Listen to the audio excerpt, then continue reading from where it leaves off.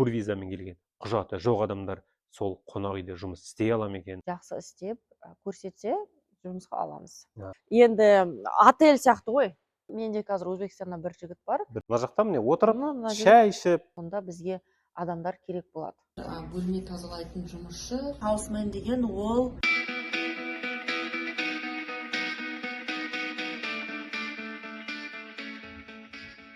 Армысыз ағайын, көліктер туралы бірінші бөлім, жүрілген көліктер, жаңа көліктерде жүріп, мына интервьюді біраз жіберіп алған сияқтымын. Интервью түсіруге уақытым болмай кетті. Ол үшін кешірім сұраймын. Бүгін міне сол олқылықтың орнын толтыру үшін Гүлияр деген қарындасымыздың үйіне қонаққа бармақпыз. Америкаға бірнеше жыл бұрын келген. Қазір бізден бір 2 сағат, 1,5 сағат жерде Гринсборо деген қалада тұрады. Осы Каролина штатында. Яғни бүгін Гүлиярдың үйіне біз қонаққа барамыз. Сол жерде отырып Гүлиярмен жақсылап тұрып сұхбаттасамыз. Гүлияр негізі қонақ үйдің әкімшісі, яғни қалай айтамыз, қонақ үйді басқарып отыр. 10-15 жұмысшысы бар. Турвизамен келген құжаты жоқ адамдар сол қонақ үйде жұмыс істей ала ма екен? Гүлияр сондай көмек жасай ала ма? Сол сияқты мені мазалап тұрған негізгі сұрақтар сол. Өйткені мен білем, Гүлияр сондай көмектесуге дайын тұратын азамат, яғни азаматша. Қысқасы осы сұрақтардың барлығын, яғни қонақ үй бизнесі туралы, олардың айлықтары туралы осы Гүлиярдан сұрап білейік. Егер осы сияқты интервьюлер, осындай контенттер ұнайтын болса, әрине бас бармақты басып жіберсеңіздер және каналға жазылсаңыздар керемет болар еді. Себебі солай жазылу арқылы сіздер каналға қолдау білдіресіздер. YouTube-тың алгоритмі біздің каналды, яғни ана тіліміздегі контентті жоғары қарай көбірек адамға көрсете бастайды. Сол арқылы біздің каналымыз дамиды. Және онымен бірге тағы да басқа қандай контенттер көргілеріңіз келеді, оны міндетті түрде комментарияға жазып кетіңіздер. Мен комментарийді әрқайсысын өзім оқып, өзім жауап беріп отырам. Егер дайын болсаңыздар, жолға шығайық. Гүлиярдың үйіне келе жатырмыз, семьямызбен. Балалар бұл үйді білетін болғаннан кейін міне жүгіріп кетіп бара жатыр. Есігін ашып күтіп отырған сияқты. Қалайсыңдар? Алихан, сәлем! Алихан, қалайсың, Алихан? Сәлеметсіз ба? Гүлиярға да келдік. Қазір міне Гүлияр менің жанында. Сәлем, Гүлияр. Сәлем, рахмет, жақсы. Қош келдің. Иә, рахмет. Үйлерінің лизинг офис дейді, яғни қалай айтсақ болады. Гүлиярлардың үйлерінің демалатын орталығында тұрмыз ғой. Енді мына жақтың аурасы деген керемет. Міне қазір енді жаңа жыл келе жатқаннан кейін, желтоқсан айы, мынандай шырша тұр. Содан кейін мына жердің аурасы танылып тұр. Енді мен Гүлияарға бір өтініш айтқым келіп тұр. Гүлияр, енді мына жермен таныстырып өтсең, бір тур жасап өтсек, өйткені көрермендерге қызық деп ойлаймын. Бұл не жер, бұл жақта сендер не істейсіңдер? Бұл мынау мен қазір тұрып жатқан квартирада осындай демалатын орталық бар. Бұл жерде не бар? Мынау фокус рум деген бар. Бұл фокус рум, бұл жерде мысалы өзіңнің лаптопыңды әкеліп сабақ істесең болады. Екі бөлме. Екінші керемет. Енді ана офис жұмысшылары үйіне кетті, қазір тым болғаннан кейін. Мына жерде бұл конференция бөлме, бұл жерде жиналыстар өткізуге болады. Жиналыстар өткізуге болады. Мен мына жерде сөзімді бөлейінші. Бізде енді Қазақстанда КСК деген болады ғой. Былайша айтқанда бұл осы апартмент комплексті басқарып отырған КСК-ның отыратын офисі. Міне қараңыздар, қандай керемет жағдайда отыр. Демалатын жер бұл жер деген 24 сағат аптасында 7 күн ашық отырып, кітап оқисың ба, кофе ішесің ба, достарыңмен әкеліп, мысалы, әңгіме айтуға болады. Мына жерде мысалы тұрғындарға тегін кофе бар. Латте, капучино, американо, экспрессо. Сусындар, бұл? Сусындар. Әр сезонға қарай осы орталықты лизинг офистің жұмысшылары әдемілеп жасап қояды. Мына жақта міне отырып, шай ішіп, әңгімені соғып отыруға болады. Қазір мысалы ешкім жоқ, достарыңды шақырсаң, келіп әңгімелесіп отыра бересің. Мына жақта бильярд көріп тұрмын ғой. Мына жерде бильярд ойнауға болады. Бір таласады.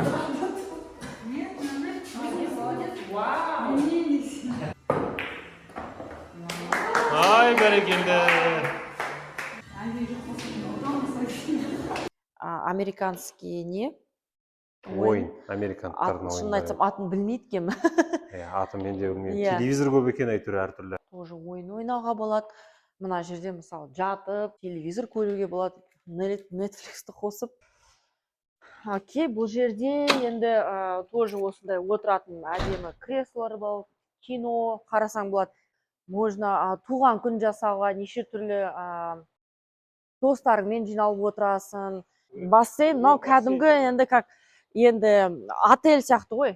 Саған сол алысқа кетудің керегі жоқ. Бұлардың өзі несі осы барлығы қосылған. Как будто сен отельде демалып отырғандай. 365 күн ашық бұл бассейн. Полностью бәрі электрик. Өзіңнің гриліңде етіңді әкеліп, любой момент әкеліп пісірсең болады. Шашлык пісіресің бе, тауық. Мына жақта екіншісі бар. Пожалуйста, тоже мына жерде отырсаң болады. Ана жерде телевизор бар. Каминді қосып қойып, шашлык пісіріп отыратын жер екен ғой. Өзің тамағыңды әкеліп, мини пикник жасап, шашлык пісіріп дегендей. Тағы бір телевизор. Мына жақта да солай, тағы мына жақта да екі гриль бар. Сол бізге өзіме қатты ұнайды. Осындай апартментте тұрасың, қолжетімді деп есептейсің ба? Военныйлар немесе пожарниктер дегендей. Осындай апартментте өмір сүре ала ма Америкада? Деп ойлаймын. Қанша төлейсің сен айына? Айына мен 2 бөлме квартирада тұрамын. Айына $1800. 2 бөлме деген 2 жататын бөлме. 2 жататын бөлме, тағы холл, зал бар. Ол бөлек. Саған менің сұрағым өте көп. Ішке кіріп әңгімелессек. Ал, Гүлер, мынау қазіргі уақытта енді уақыт деген әркімге өте бағалы дүние ғой. Көрермендерге өзің туралы Америкадағы өмір жайлы айтып беруге осындай уақыт тапқаның үшін көп-көп рахмет саған. Саған рахмет көп-көп мені осы интервьюға шақырғаның үшін. Бір ашық, әдемі әңгіме болады деп ойлаймын. Себебі сен енді Америкаға жаңадан келген адам емессің. Сенің енді тәжірибең өте көп. Сонымен бөліссең, және көрермендерге Америкадағы қазақтардың өмірі өте қызықтырады деп ойлаймын. Америкаға ең алғаш қай уақытта топырағына аяғың тиді? Және қашан келдің, қалай келдің?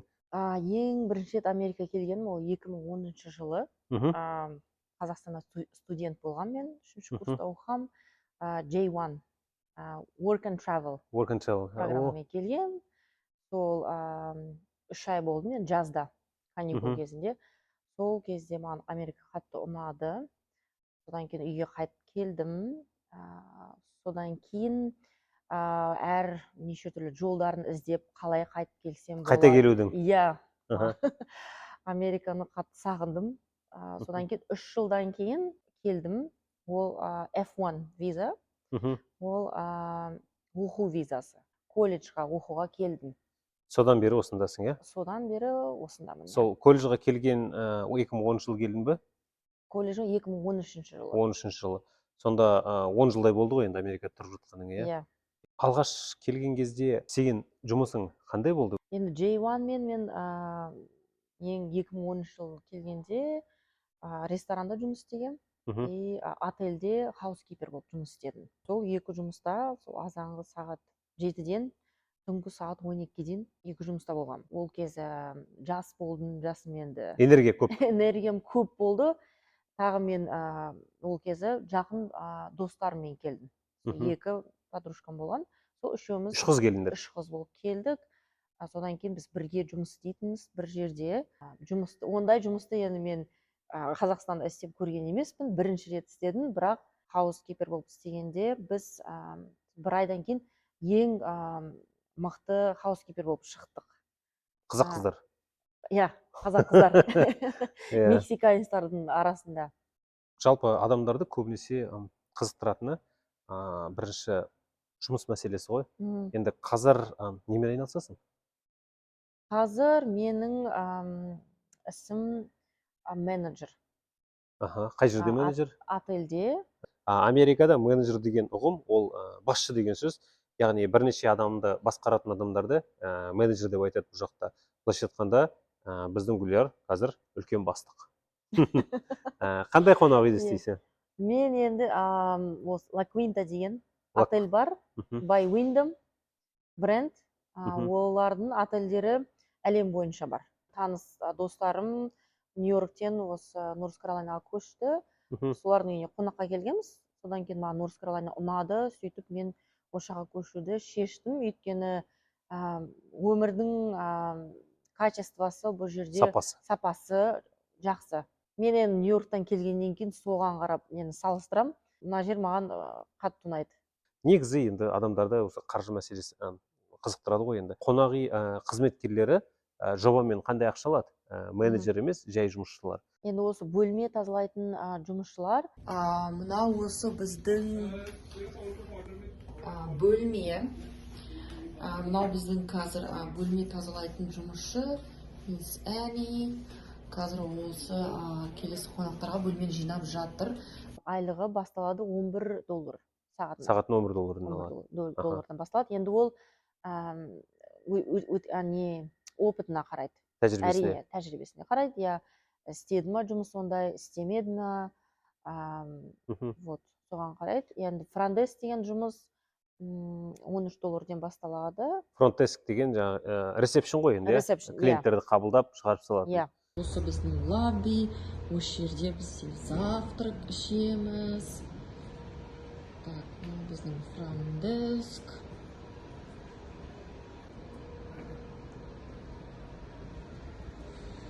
Мысалы жаңағы бөлме тазалайтын адамдардың айлығынан бөлек олардың чаевые дейді ғой, енді қалдырып кететін. Сондай табыстары да бар ма? Бар, әрине. Қосымша кірістері бар, иә? Әрине, бар, иә. Одан кейін ол адамдардың жұмыс графиктері, яғни 8 сағаттан істей ме, жоқ әлде 12 сағаттан істей ме? Графиктері 8 сағаттан жұмыс істейді. Сол сағат таңғы 9-да бастайды, 5-ге дейін. Окей, мынау біздің Патришия деген осы бөлмелерді жинайтын жұмысшы, және ол бөлмелерді инспекция жасайды. Hi Patricia. Hi Julie. Thank you. You're welcome. Have a good day. You too. That was fun. Ал енді басқа қандай мамандар бар жалпы қонақ үйге, қандай адамдар мысалы жұмыс істейді? Жарайды, қонақ үй тазалайтын адамдар түсіндік. Енді мысалы жаңа екінші әкімшіні түсіндік. Әкімші деп айтамыз енді қазақша, ресепшнде отырған адам, иә? Одан басқа Хаусмен деген бар. Ол хаусмен деген бөлме тазалайтын ер адамдар ма? Ер адамдар болады, бірақ олар осы бөлме тазалайтын жұмысшыларға көмекші болады. Мынау Жагидиш, say hi. Мынау біздің хаусмен деген ол осы комнаталардан кір постельді жинайды. Мынау осындай корзинаға салып, мына пакеттердің ішінде мусор, комнатадан шыққан мусорлар, маған тоже мусор салып, осы этаждардан төменге шығарады. Thank you, Jagadish. Бөлме тазалайтын жұмысшылардың жұмысыны жеңілдетеді. Потом осы холлды тазалайды, лифтті тазалайды, лобби, коридорды тазалайды, парковканы тазалайды. Сол отельдің енді ішіні, сыртыны тазалау керек. Мынау қазір Жагадиш осы мусорды шығарып жатыр. Тағы бізде механик бар. Ол механик енді комнатада мысалы ваннаның суы ағып, там есіктің ручкасы бұзылып қалса, комнатаны мысалы краскалау керек, сондай жұмыстар шығып қалады, сол механик бар. Ол механиктер айлықтар жобамен қанша алады сағатына? Механиктің айлықтары енді ол тоже опытына қарайды, бірақ ол осы бөлмені, отельдің ішіні тазалайтын жұмысшыларға қарағанда оның айлығы көп болады. Олардың айлығы енді $14 басталады. Ол басталады деген ол минимальный ғой енді. Тәжірибесі болса 18 алуы мүмкін. Кір жуатын адам болады. Лондри комната. Осы жерде біз кір жуамыз. Мынау кір қататын машина.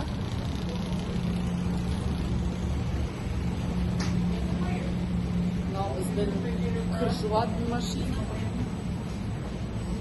Бөлет постельге полотенцаны, кішкентай полотенце, үлкен солай бөліп, реттеп сұрыптап шығады ғой.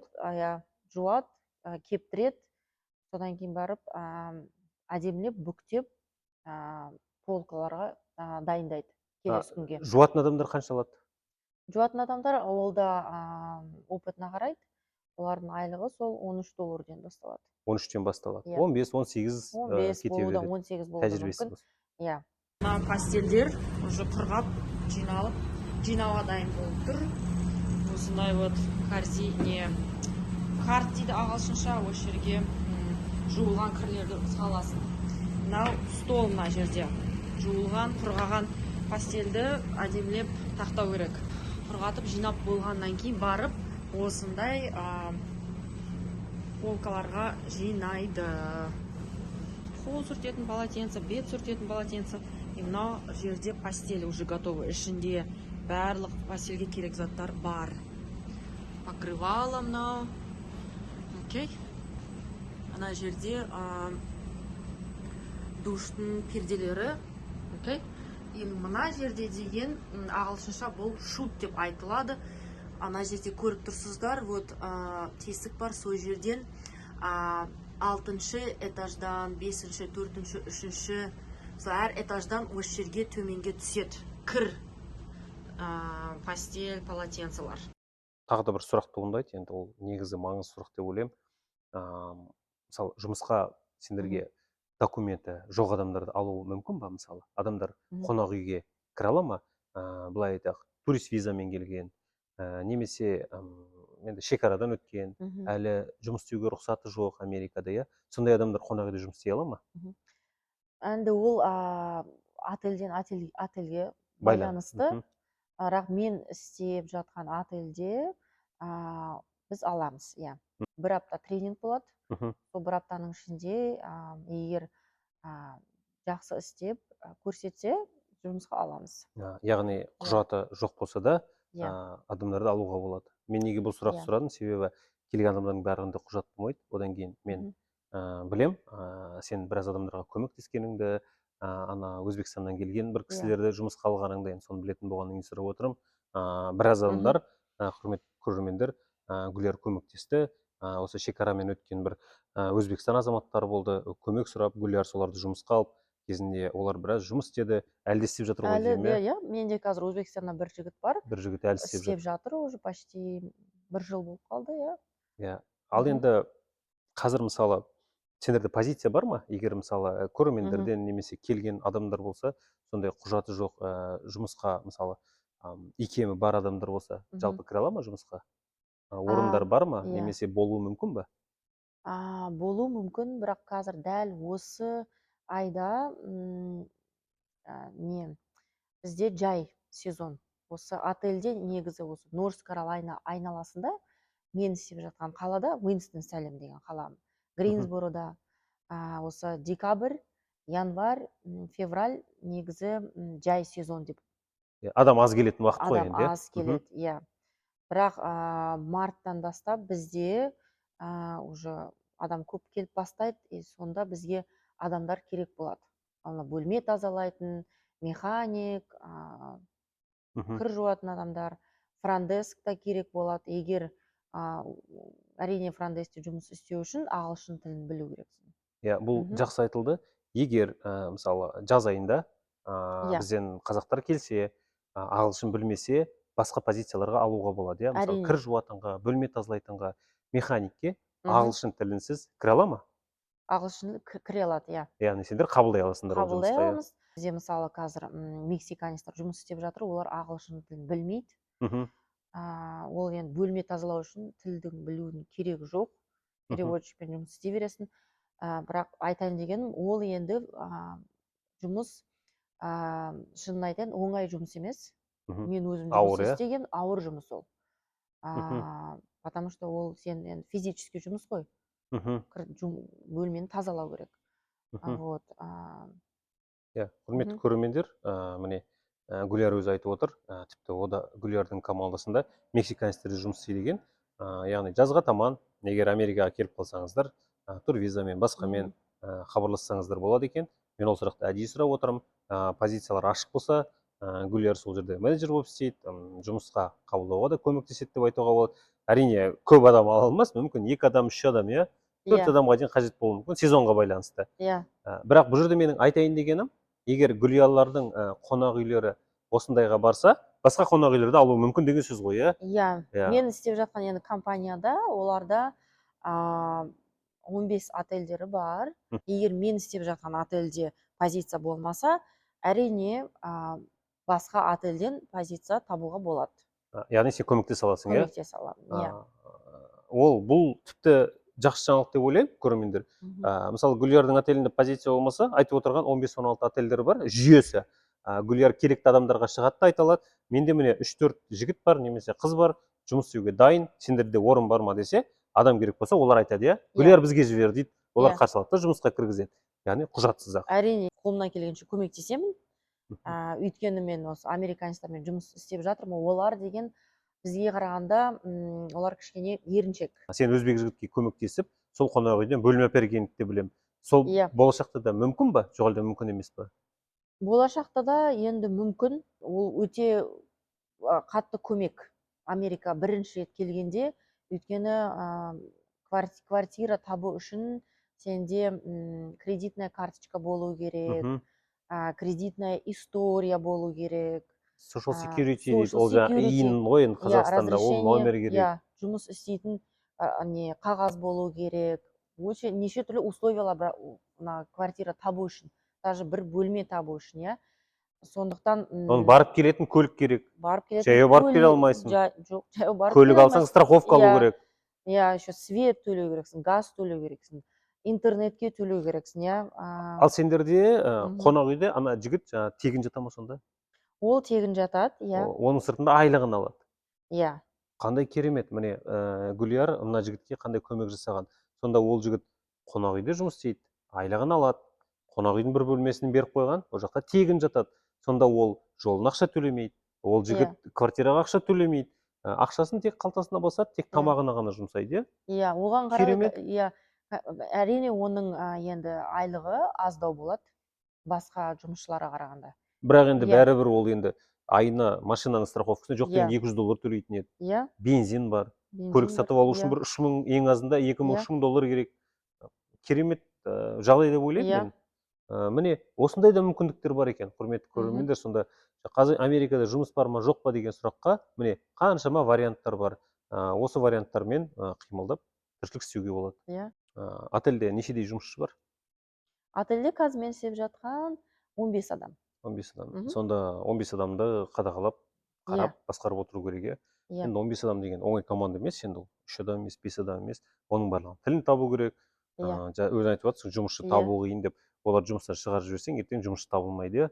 Сондықтан оларды алдау керек, Иә. арбау керек, тілін табу керек енді. Ол да оңай Иә. шаруа емес. Әр адамның өзінің бүгін настроениесі жақсы, ертең настроениесі жақсы болмауы мүмкін. Сондықтан, иә, әр жұмысшының тілін табу оңай емес. Так, мынау біздің кухня. Так, осы жерде біз осы барлық тағамдар, керек посудалар тұрады. Мынау нандар, вилка, қасық, пышақ. Мына жерде біз кофе заваривать етеміз. Так, мынау біздің холодильник. Осы жерде біз сақтаймыз тамақтарды. Ар жақтағы тұрған ол морозильник.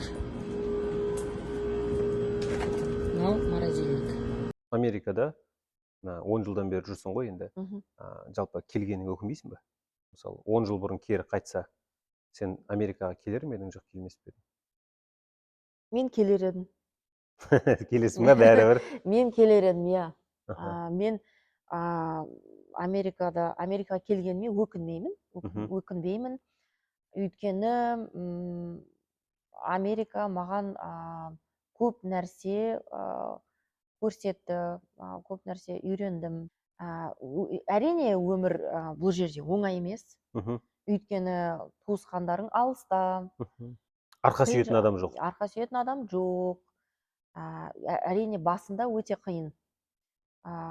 Бірақ ол сенің өзің басында мақсатың болу керек. Не үшін Америкаға келдің? Қандай мақсатқа жеткің келеді? Сол басында сол ой болу керек. Мен мысалы қазір қай жерге, қай штатқа барсам да мен білемін. Мен жұмыс таба аламын, аяққа тұрып кете аласың. аяққа тұрып кете аламын. Яғни өзіңді өзің Иә. сынадың, сынақтан өткіздің, Мгм. қазір енді сенімдісің. Гүлияр, енді сен енді тәжірибелі иммигрантсың ғой, енді 10 жылдан бері Америкаға сіңдің. Мына жаңадан келгісі келіп отырған көрермендер болса, немесе қолына туристік виза, басқа визасын алып, міне чемоданын дайындап жатқан адамдар болса, қандай ақыл кеңестерің бар? Олар келген кезде неге дайын болу керек? Және жалпы қандай ұсыныс айтар едің оларға? Не, қазір деген интернет бар, ютубқа кіріп, қай штатқа барасыздар бірінші, соны таңдау керек. Әрине бір таныс достарыңыз болу керек, я болмаса бір достарыңыздың достары, бір таныс адам болу керек. Сондай жерге барсаңыздар оңай болады. Ол сіздерге олар өздерінің таныстары арқылы мысалы жұмыс табуы мүмкін, тұратын квартира табуы мүмкін. Ең азы аэропорттан күтіп алады ғой енді барып. Аэропорттан күтіп алады. Бірінші күн жататын бөлме беруі мүмкін. Әрине, иә. Конечно, ақша болу керек. Хотя бы қазір деген барлық зат деген қымбаттап кетті ғой Америкада. Хотя бы бір как минимум $5,000 қалтада болу керек. Потом обязательно осындай егер кішкентай штатқа келсеңіздер, машина айдап білу керек. Бұл жерде машина болмаса өте қиын передвигаться ету. Яғни Нью-Йорк сияқты үлкен қалаларда болмаса, онда жаңағы қоғамдық көлік деген мүлдем жоқ деп айтуға болады. Бұл мынау Северная Каролина, бұл жерде машинасыз, как аяқсыз еш жерге шыға алмайсың. Яғни көлік жүргізуді үйреніп келу керек. Көлік жүргізуде обязательно. Тағы да әрине ағылшын тіліні білу керек. Ең болмағанда түсініп алған жақсы болады. Мысалы, магазинға, продуктовый магазинға барасыз да, продукт алу үшін білу керек енді. Бензин заправка ету үшін тоже білу керек. Көрерменде бұл жерде мен қосып айта кетейін. Көп адамдар ағылшын тілін Америкаға барғанда үйреніп аламыз деп ойлайды негізі. Америкаға барғанда дамытамыз деп. Бірақ негізі олай емес, себебі мына жақта сіздің уақытыңыз аз болады, сіз ақша табуға кетеді уақытыңыздың бәрі. Өйткені сіздің күнделікті шығындарыңыз бар, сіздің әр күніңіз ақша, тамағыңыз ақша. Сіз одан да мүмкіндік болса ағылшын тілін Қазақстанда үйренуді бастаңыз. Гүлияр айтпақшы, ең болмағанда нан сұрап жейтін ағылшыныңыз болсын. Сен қашан келдің деп сұраппын да, жалпы өзің қай жақтансың, Қазақстанның қай облысынан, қай өлкесінен, қай қаласынан келдің деп, сол сұрақты мен жіберіп алған сияқтымын. Жалпы өзің қай жердің қызысың өзің негізі? Тараз қаласында Сарыкемер деген ауылында 4 жастан 11 классқа дейін мен өстім. Сарыкемерліктерге сәлем айтып қояйық, көріп отырсыз. Гани Мұратбаева мектебіне сәлем. Осы YouTube пайдаланып, яғни каналды туған туыстарға, елге не айтасың? Достарыңа, ата-анаңа? Әрине, сағындың ба ол кісілерді? Әрине, иә. Әрине, қазір мен өзі жасымды ұстаптым. Әрине, мен бірінші очередь әке-шешеме үлкен алғысымды білдіргім келеді, рахметімді айтқым келеді. Осылай мені Америкаға жібергендерің үшін, интернетке рахмет. Мен әке-шешемен WhatsApp-пен, видеозвонокпен күнде сөйлесемін.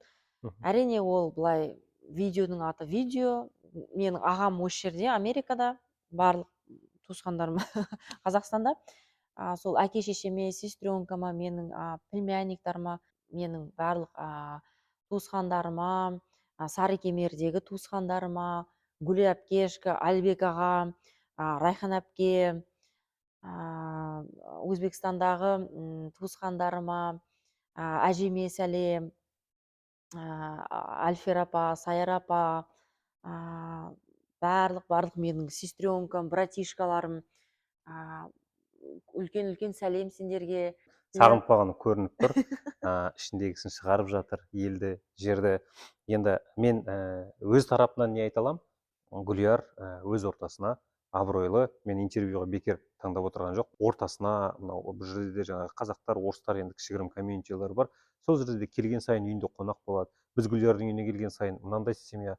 Мысалы, бүгін келдік, бүгін келсек те, басқа отбасы қонақта отыр, мысалы бізбен бірге. Сондай қонақжай, туған туыстары, уайымдамаңыздар. Гүлияр деген өте беделді, біз оны құрметтейміз, отбасымызбен құрметтейміз.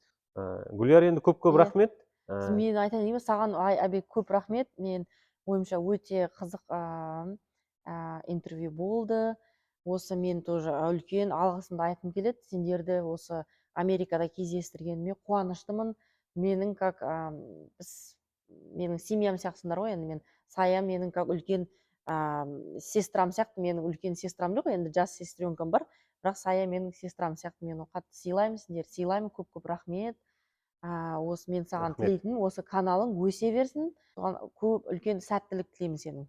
Үлкен рахмет. Енді мақсатымызда каналдың осы қазақтың қыз жігіттерін таныту ғой. Енді мысалы көбінесе ютубты ашсаң интервьюлар, басқалар көбінесе орыс тілділер туралы болып жатады. Содан кейін жастар ойлайды, мықтылардың бәрі орыс тілділер ма деп. Негізі олай емес қой. Біздің қазақтың қарапайым ауылдан шыққан қазақ тілінде небір мықты қыздар, жігіттер бар. Мақсатым солармен сұхбат алу, соларды көрсету, істеп жатқан еңбектерін көрсету. Рахмет, Гүлияр. Саған көп рахмет, Алла разы болсын. Енді келесі жолы енді бұдан да жоғары бір 10 немесе 15 қонақ үйдің басшысы отырған кезде қайтадан сұхбат аламыз енді. Құдай қаласа. Сол уақытты күтеміз. Құдай қаласа. Рахмет. Рахмет. Аман болыңыздар.